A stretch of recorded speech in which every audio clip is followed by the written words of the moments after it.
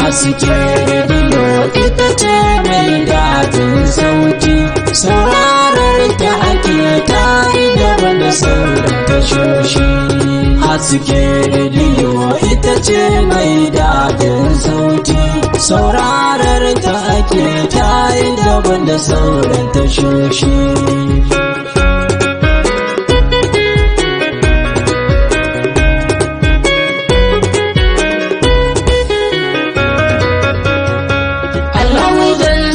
Farko sakin da ya yi tsuntsaye ya ƙage mutum ya yi aljan a ciki.